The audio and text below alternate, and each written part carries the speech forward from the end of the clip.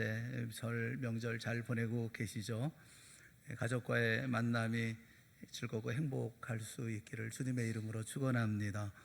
옆에 있는 분들에게 좀 인사를 좀 하시죠. 수고하셨습니다. 이렇게 인사하시면 좋을 것 같아요.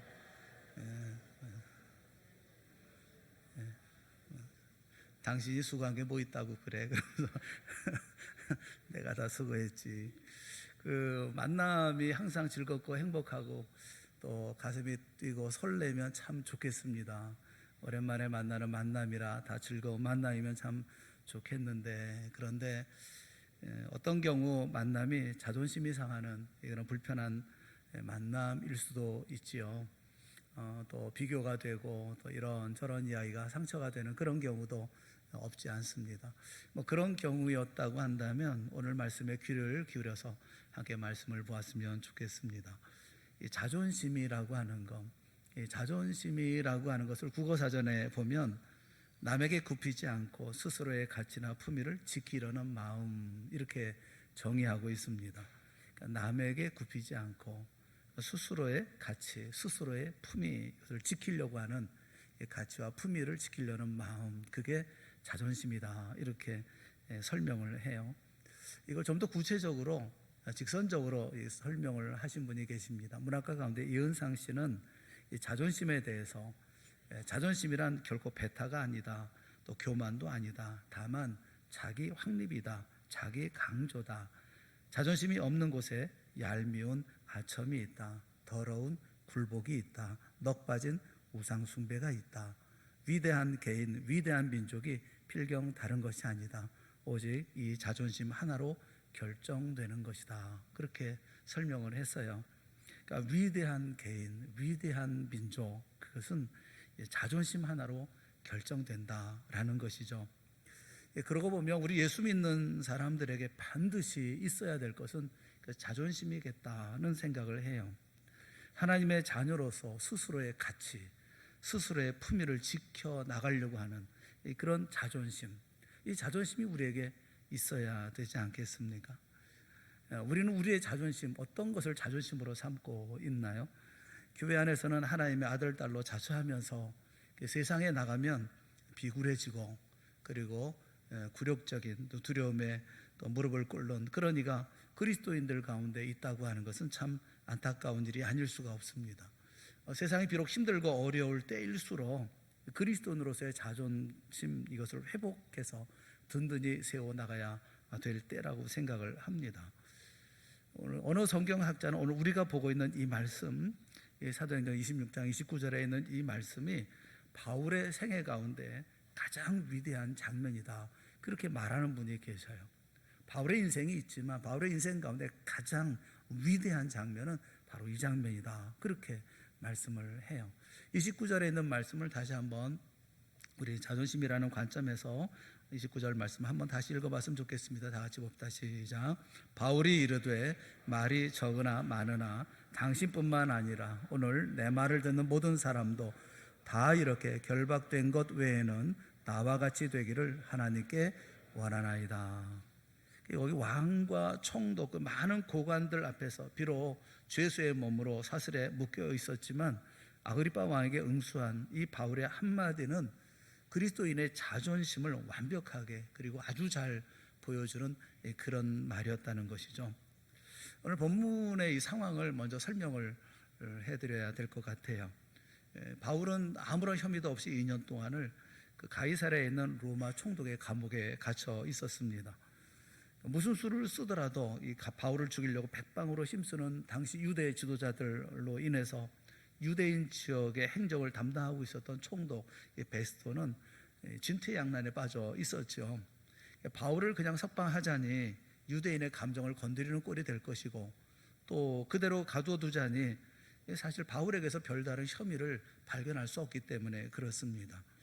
또 바울은 이런 상황에서 로마 황제에게 직접 재판을 받기 위해서 로마 최고 법정에 상소까지 했습니다. 일이 이렇게 되어지니까 죄수를 황제 앞에 보내려고 하면 뚜렷한 제목이 부착이 되어줘야 되고 이 첨부가 되어져야 한다는 그런 관례 때문에 바울은 이 총독에 있어서는 뜨거운 감자 같은 여간 머리 아픈 그런 존재가 아니었죠. 마침 그때 팔레스타인 북부 지역을 통치하고 있었던 아그리빠 왕과 그의 누이 동생의 내방을 받게 되어졌던 것입니다. 베스토 총독은 이 기회에 아그리빠 왕과 함께 이 최종 결정을 내릴 작정으로 다시 이제 다시 연 거죠. 공판을 열게 되어진 것이죠. 오늘 본문이 그 재판을 받는 그런 장면이에요. 그 장면에서 바울이 자신을 변론합니다. 먼저 아그리빠 왕을 향해서 자신이 어떻게 예수님을 만났으며 무엇 때문에 유대인들의 미움을 받게 되었는지에 대해서 이렇게 말을 하죠. 그리고 23절에 그가 증거하고자 했었던 핵심, 그러니까 그리스도가 고난을 받으실 것과 죽은 자 가운데서 살아나심으로 말미암아 이스라엘 백성의 오랜 소망이 성취되었다라는 사실을 선포합니다. 그러자 그 얘기를 듣고 있어도 총독 베스토는 참지를 못하고 24절에 바울아 내가 미쳤도다, 내 많은 학문이 너를 미치게 한다라고 소리를 지릅니다. 그런다고 해서 그 기세에 사도 바울이 눌릴 사람이 아니죠. 오히려 더 당당하게 대답을 하는 것이 25절이에요. 바울이 이르되 베스토가 하여 내가 미친 것이 아니요 참되고 온전한 말을 하나이다. 그리고 바울은 아그리빠 왕을 향해서 말을 합니다. 실제로 바울이 복음을 전하려고 마음먹었던 대상은 아그리빠 왕이었던 것 같습니다. 총독에게는 지난 재판 때 이미 복음을 다 전했기 때문에 이제 아그리빠 왕과 그의 누이 동생 버니게를 향해서 복음을 증거하는 것이죠. 그래서 아그리빠 왕이여 선자를 믿으시나이까 믿으시는 줄 아나이다. 이 말이 무슨 말이냐 하면 아그리빠 왕이여 당신은 선지자를 믿고 예수님의 이야기도 알고 계신 줄 압니다. 선지자들이 뭐라고 증거했습니까? 장차 인류의 구원자이신 하나님의 아들이 이 세상에 오셔서 고난을 당한다고 했습니다. 그리고 죽은 지 3일 만에 다시 일어나 인류에게 복음의 빛을 비추는 구원자가 되신다고 분명히 예언했습니다. 왕이여 보시옵소서, 나사렛 예수의 이야기를 아시죠? 그분은 십자가에서 죽으셨습니다. 하지만 하나님께서 그를 3일 만에 살리셨습니다. 이 예수님이야말로 선지자들이 예언한 바로 그 메시아입니다. 왕이여 이 사실을 좀 더 깊이 살펴보시면 예수 그리스도가 인류의 구원자라는 것을 알게 될 것입니다 라고 지금 설명을 하고 있는 거예요. 이런 말을 듣고 있어도 왕이 뭐라고 얘기하느냐 하면 28절에 아그리빠가 바울에게 이르되 내가 적은 말로 나를 권하여 그리스도인이 되게 하려는도다 라고 대답을 합니다. 여기 그리스도인이라는 말은 그 형편없는 또는 아주 얕잡아보는 멸시의 뜻이 담겨 있는 것이죠. 내가 몇 마디 말로 몇 마디 말로 나를 그까지 그 그리스도인으로 만들 수 있을 것 같으냐? 이러면서 비아냥되는 것입니다. 웬만한 사람 같으면 그 정도에서 이제 물러섰을 것 같은데 바울은 그때 놀랄 만한 대답을 합니다. 그까지 그리스도인이 되게 하려고 이러면서 좀 천박하게 또는 형편없이 또 얕잡아 보면서 얘기를 하니까 그때 사도 바울이 29절에 있는 말씀을 하는 거예요. 오늘 본문에 있는 말씀을 하는 거예요. 바울이 이르되 말이 적으나 많으나 당신뿐만 아니라 오늘 내 말을 듣는 모든 사람도 다 이렇게 결박된 것 외에는 나와 같이 되기를 하나님께 원하노이다. 이렇게 얘기를 하고 있는 것입니다. 여기 나와 같이 되기를 원한다 라고 하는 것은 사도 바울의 자존심을 아주 분명하게 대변을 해주고 있어요. 이 말에 함축된 의미가 여러 가지가 있습니다. 이런 얘기죠. 왕이요 당신은 나보다 나은 것처럼 얘기하고 나보다 굉장히 뛰어난 것처럼 얘기하는데 나보다 나은 것 하나도 없습니다. 인생의 승자가 있다면 당신이 아니라 바로 나입니다 라는 의미가 들어있는 거죠. 예수 없는 왕보다 예수 있는 죄수가 현명한 것입니다. 나처럼 예수 믿고 구원받으십시오 라는 메시지도 담겨 있죠. 또 하나는 나는 당신이 하나도 부럽지 않습니다. 나는 당신이 왕이라고 그 높은 자리에 있다 하더라도 나는 당신 두려울 것도 없고 하나도 부럽지 않습니다 라는 말이에요. 여러분 한번 상상해 보세요. 한 사람은 왕입니다. 그 앞에 선 사람은 죄수예요. 화려한 자주색 왕복을 걸친 자와 쇠고랑을 차고 냄새나는 죄수복을 입은 자가 지금 대면하고 있는 것입니다. 왕의 곁에는 그의 누이 동생 버니게가 번쩍거리는 보석으로 온몸을 다 치장하고 앉아서 동정과 경멸에 가득한 눈으로 바울을 내려다보고 있었고, 또 진홍색 정장을 차려입은 총독과 행정장관들 그리고 로마 군대 기라성 같은 장교들이 둘러앉아 있었죠. 세상적으로 가장 화려한 신분에 속한 그들은 그 권세와 부를 소유하고 인생을 즐기고 있었던 사람들이었습니다. 그들이 재판장의 모든 분위기를 압도하고 있었습니다. 더더군다나 아그리빠 왕과 버니게는 20대 중반을 넘기지 않은 새파란 젊은이들이었습니다. 반면에 바울은 이미 50대를 바라보는 장년이었죠. 그 나이 든 사람이 그 젊은 사람들 앞에서 이렇게 그 앞에 있는 그런 모습이 뭐 초라한 바울의 모습이 아니겠습니까? 뭐 기가 꺾이고 또 힘도 없고 그래도 하나도 이상할 것이 없는 그런 상황인데 바울이 비굴 합니까? 그렇지 않습니다. 바울이 왕을 부러워합니까? 전혀 그렇지 않습니다. 오히려 당당하고 의연하게 서서 그는 말합니다. 나와 같이 되기를 원한다 라고 얘기를 하고 있습니다. 무엇이 바울을 당당하게 만든 것일까요? 무엇이 바울이 조금 더 서슴없이 나와 같이 되기를 원한다 라고 말하게 한 것일까요? 이 바울의 이 자존심의 근거는 무엇일까요? 바울이 가진 이 대단한 자존심의 배후에는 그가 예수 그리스도를 발견했다고 하는 중요한 사실이 숨어 있습니다. 바울이 예수님을 알게 되자마자 그가 변화됐습니다. 아주 밑바닥부터 변화가 일어났죠. 그것은 가치관의 변화였고 패러다임의 변화였습니다. 세상을 보는 눈이 달라졌고 사람을 보는 눈이 달라졌고 부귀 영화, 이 세상 모든 영화를 바라보는 눈에 일대 혁명이 일어난 거예요. 예수를 발견한 다음부터 그는 누구를 보아도 당신도 나와 같이 되었으면 좋겠다고 하는 이 자존심을 가지고 하늘 백성으로서의 삶을 살았지 다른 사람 부러워하는 거지처럼 살지 않았다는 것입니다. 이것은 이때만 얘기한 것은 아니에요. 고린도서 11장 1절 말씀에 보면 내가 그리스도를 본받는 자가 된 것 같이 너희는 나를 본받는 자 되라 라고 말합니다. 고린도서 7장 7절에도 같은 말을 합니다. 나는 모든 사람이 나와 같기를 원하노라 라고 말합니다. 얼마나 대단한 말입니까? 예수 믿는 사람이 가지고 있는 자존심이 있죠. 우리의 자존심이 충분히 세상 많은 사람들에게 이렇게 말할 수 있는 자존심입니까? 우리가 바울 같은 자존심이 가져야 하는 이유가 어디에 있을까요? 세 가지로 정리할 수가 있어요. 한 세 가지 정도 우리가 살펴보면서 뭐 더 많은 부분이 있겠지만 세 가지만 간단하게 우리가 말씀을 보면서 우리가 가져야 할 자존심이 무엇인지 하는 것을 세상 사람과 같지 않은 우리가 갖고 있는 또 다른 자존심을 가져야 할 그런 이유에 대해서 우리가 몇 가지만 살펴보려고 그래요. 첫째는 우리는 세상의 부귀 영화를 보는 시각이 달라진 사람들입니다.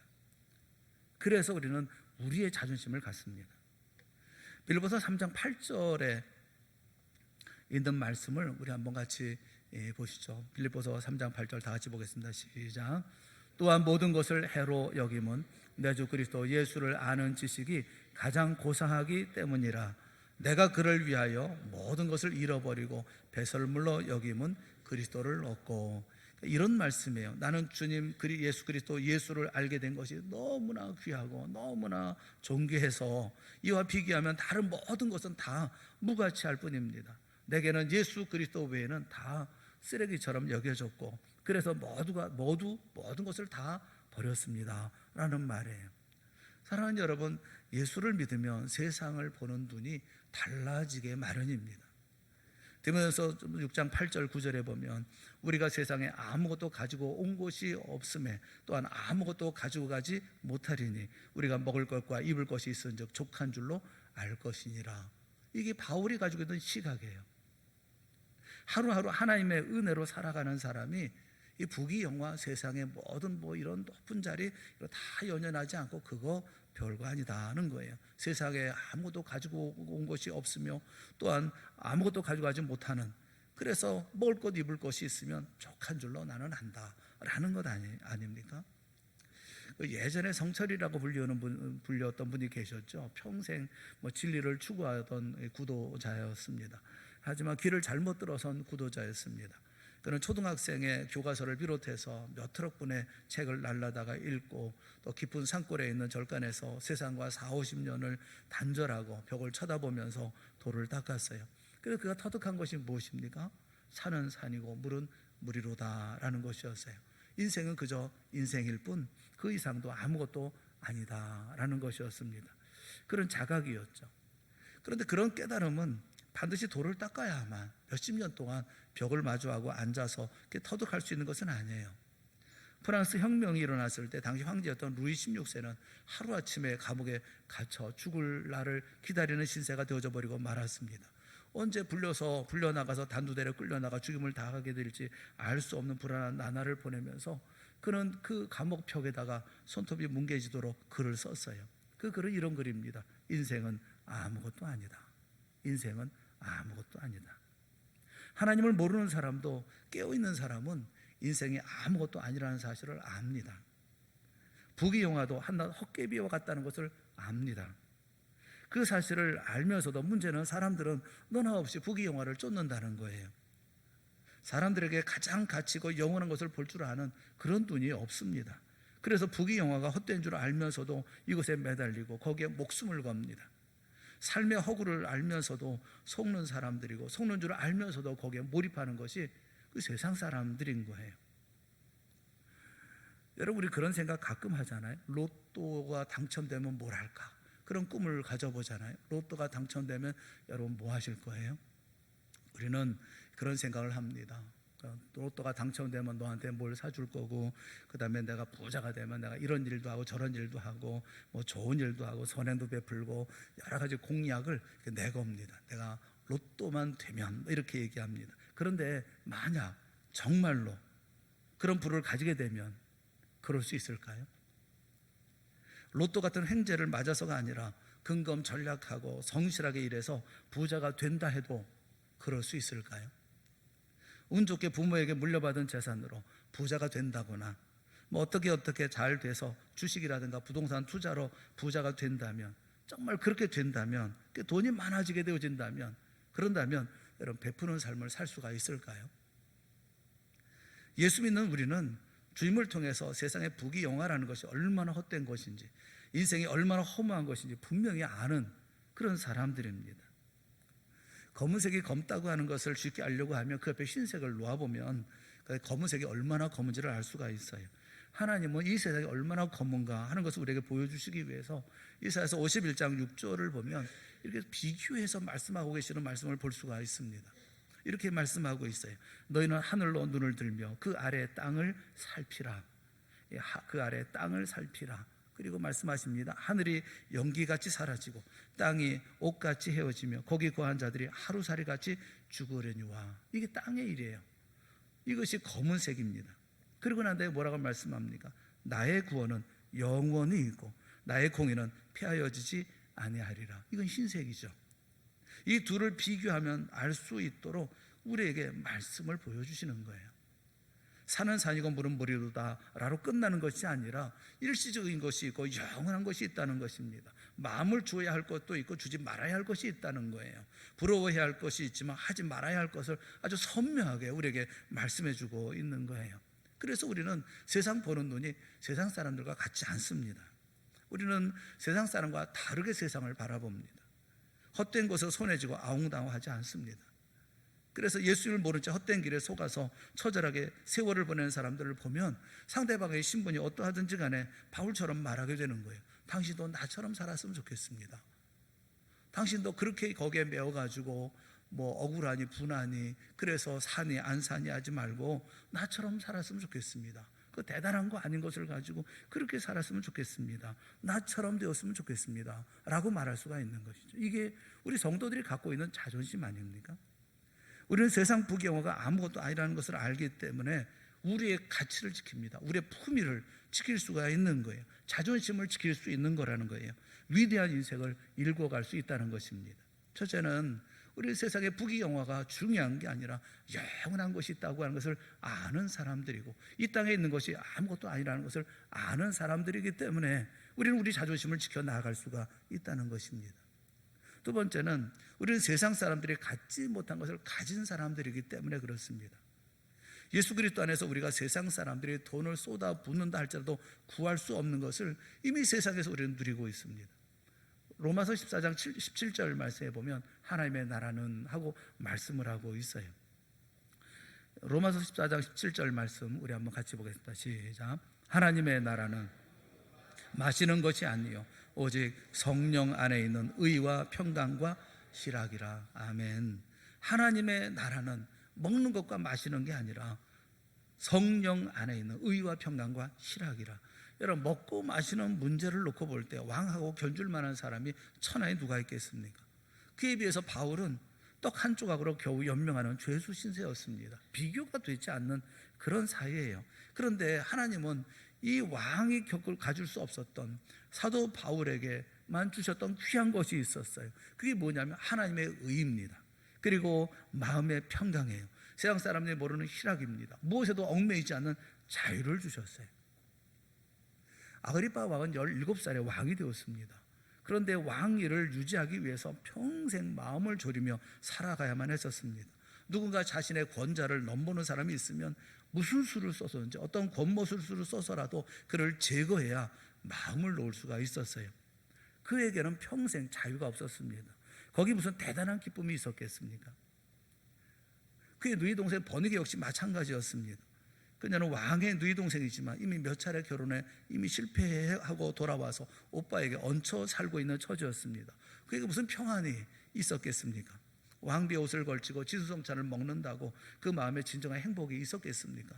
더욱이 세간에는 오빠 아그리파 왕과의 사이가 수상하다, 뭐 이런 소문이 파다하게 퍼져 있었습니다. 그것만이 아니에요. 로마 황제가 여행을 왔을 때는 그를 유혹해서 황제의 정부로 들어가기까지 했습니다. 이런 저자에게 자유함이 있었을까요? 바울은 이들을 바라보면서 겉만 요란하게 꾸미고, 그리고 무언가를 위해서 그냥 집요하게 그것을 누리기 위해서, 그것을 지켜내기 위해서 그냥 온 힘을 다하는 그들을 바라보면서, 그리고 그들을 향해서 아무런 기쁨도 자유도 누리지 못하고 있는 이런 사람들에게 당신들도 나처럼 되기를 원합니다라고 간절하게 권하고 있는 거예요. 세상의 삶이, 세상 많은 사람들이 나를 어떻게 보느냐는 것은 그렇게 중요하지 않아요. 우리는 굉장히 중요하게 생각을 합니다. 제가 살고 있는 윗집에 사는 분이 그 앞에 주차장이 있는데 주차장에서 차를 빼달라라고 얘기할 때가 있어요. 저한테 연락을 해서 차를 좀 빼주세요 하고 뭐 이렇게 차를 이렇게 좀 바꿔 대고 뭐 이렇게 해달라고 얘기할 때가 있어요. 그런데 그분은 꼭 얘기할 때 뭐라 그러냐면 작은 차를 빼달라고 꼭 얘기를 해요. 그냥 차를 빼주세요 그러면 되는데 작은 차를 꼭 빼달라고 꼭 얘기를 해요. 그러면 제가 웃죠. 그냥 속으로 웃음이 나는 거. 작은 차라고 자꾸 얘기하는. 자기는 큰 차 타고 다니나? 그분은 카니발이 조금 더 커요. 그래서 큰 차. 그래서 제가 마음에 그런 생각이 들더라고요. 스타렉스를 그냥 주차시켜버릴까? 뭐 이런 생각. 그보다 큰 차를 갖다 대놓을까? 이런 생각이 들더라고요. 아니 그게 무슨 차면 어때요? 저는 그 동네 주차장을 생각해서 작은 차는 좁은 데도 이렇게 다 들어갈 수가 있으니까, 그래서 편의를 봐서 작은 차가 편하겠다 싶어가지고 그 차를 거기다 주차해 놓는데 이 사람은 그 작은 차니까 속상하더라 괜히. 근데 사실 그게 무슨 상관이 있어요? 작은 차면 어떻고 큰 차면 어떻습니까? 세상 기준으로 말하면 어떻게 초라하게 보일 수 있을지 모르겠어요. 어떤 분은 소망 없는 사람처럼 보일 수도 있고, 어떤 분은 새벽부터 밤까지 땀을 흘려 수고하지만 한평생 가난의 벽을 넘지 못하는 절망과 답답함에 쌓여있는 것처럼 보일 수도 있어요. 그러나 그럼에도 불구하고 우리는 세상 사람들이 모르는 주님의 은혜가 있습니다. 평안이 있고 기쁨이 있고 자유를 누리고 있습니다. 예수님이 우리에게 말씀하시지 않았습니까? 한날 괴로움은 그날에 족하니라. 우리에게는 내일의 염려에 얽매이지 아니하는 자유함이 있어요.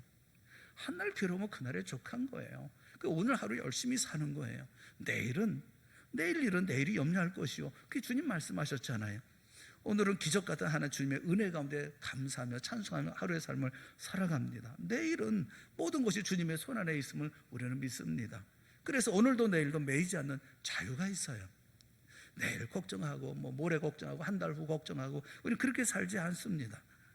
그래서 우리의 심령 가운데 평안함이 있어요.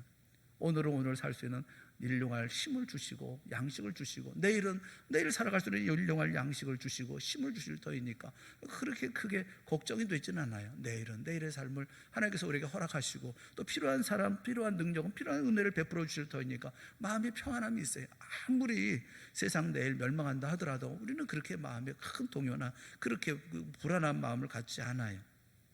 여러분, 아그리파 왕과 버니게에게 이런 자유가 있을까요? 당연히 없습니다.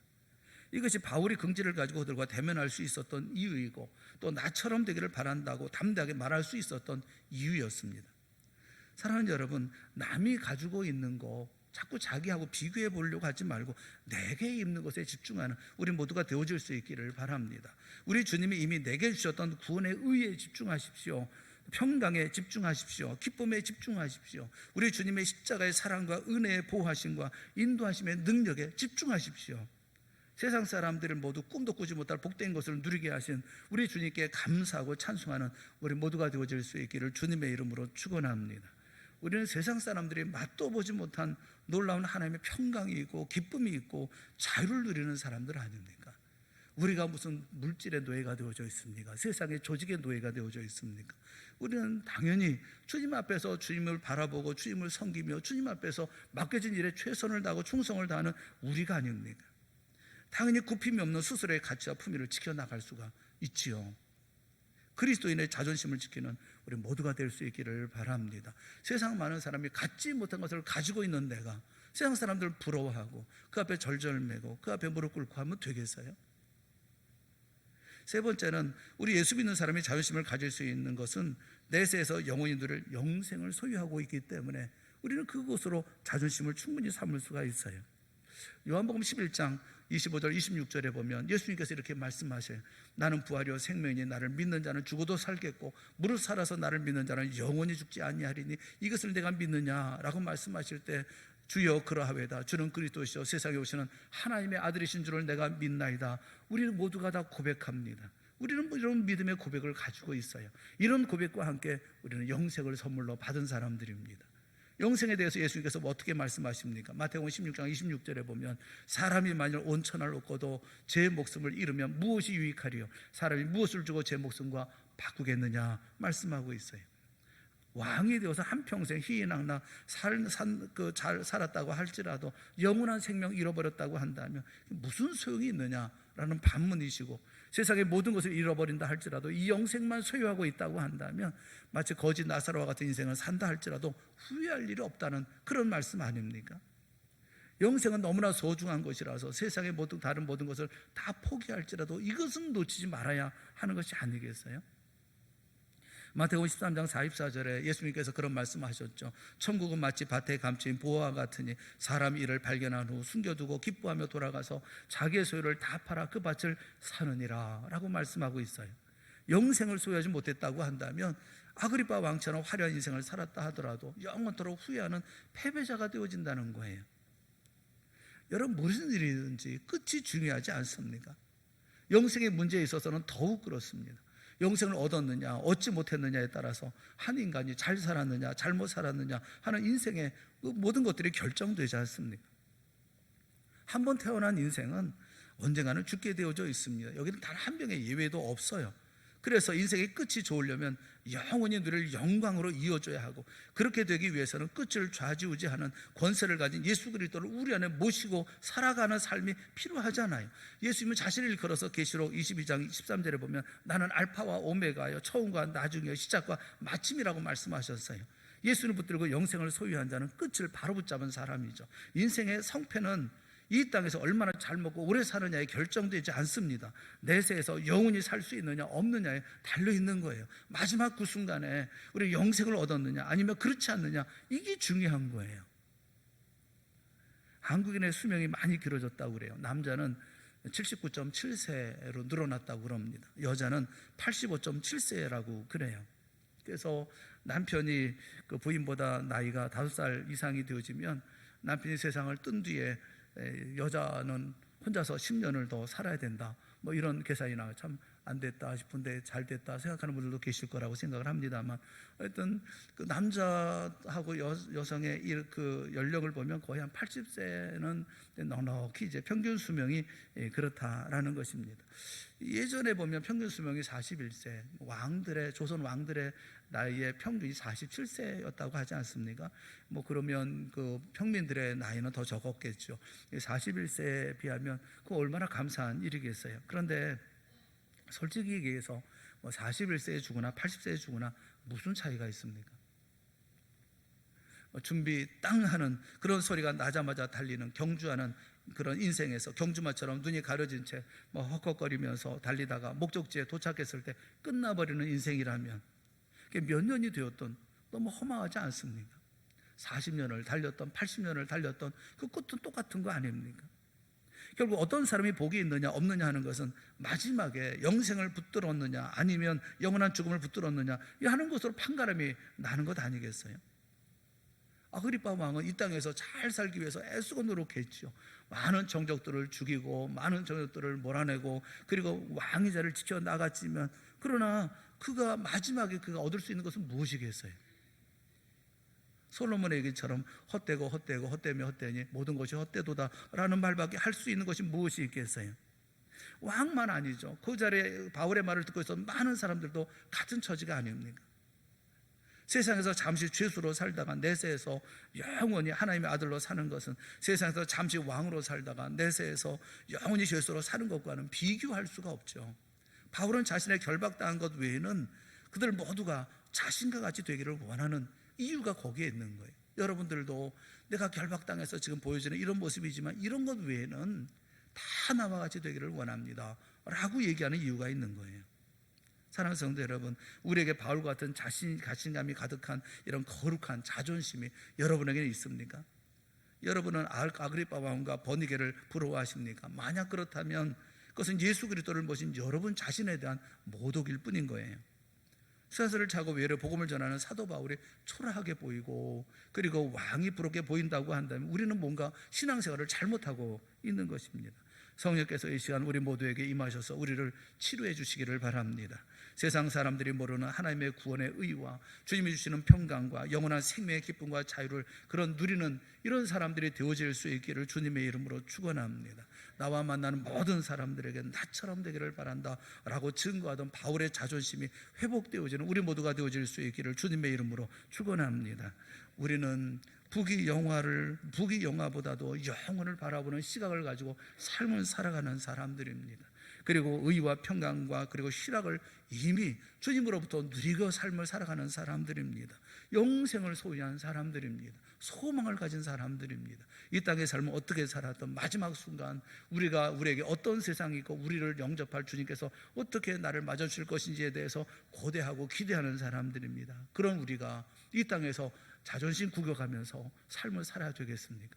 우리의 자존심을 회복하고 오히려 그들 모두로 하여금 예수 그리스도의 복음을 전해서 그들도 나와 같은 삶을 살 수 있도록 내 안에 평강도 그들에게 나눠주고 내 안에 기쁨도 그들에게 나눠주고 내 안에 있는 자유로움을 가지고 그들 모두를 주의 나라로 인도해 나갈 수 있는 우리가 되어야 되지 않습니까? 여러분이 지도자고 여러분이 중심이고 여러분이 이 땅에서 하나님께서 가장 기대하시는 사역자라는 사실을 잊지 마십시오. 자존심을 가지고 이 땅의 모든 삶 속에서 하나님의 나라를 만들어가는 귀한 믿음의 역사를 이루는 우리 모두가 되어질 수 있기를 주님의 이름으로 축원합니다. 기도하겠습니다. 사랑의 하나님 아버지, 은혜를 베풀어 주시기를 원합니다. 우리의 눈을 열어서 사도 바울이 보았던 것을 보게 하여 주시옵시고 그 소망했던 것을 소망하게 하여 주시옵시고 그 마음의 당당함처럼 우리 또한 당당함으로 이 땅의 삶을 살아갈 수 있도록 인도하여 주시옵소서. 부러워하지 않게 하여 주시옵시고 오히려 저들을 하나님 앞에 이끌어 나아갈 수 있는 긍휼함과 안타까움으로 저들을 바라보게 하시어 저들 모두가 다 나처럼 나와 같은 이런 삶을 살기를 소망하는 마음으로 저들에게 오히려 사랑을 베풀고 은혜를 베풀고 또 내게 주신 평안과 그리고 평강과 그리고 모든 하나님께서 주시는 자유를 나눌 줄 아는 우리 모두가 되게 하여 주시옵소서. 명절 기간 동안 온 명절의 기간들이 우리에게 기쁨의 날이 되게 하시고 우리로 말미암아 우리와 함께 있는 모든 사람들에게 또한 기쁨의 날이 되어질 수 있도록 은혜 베풀어 주시옵소서. 예수님의 이름으로 간절히 기도드리옵나이다. 아멘.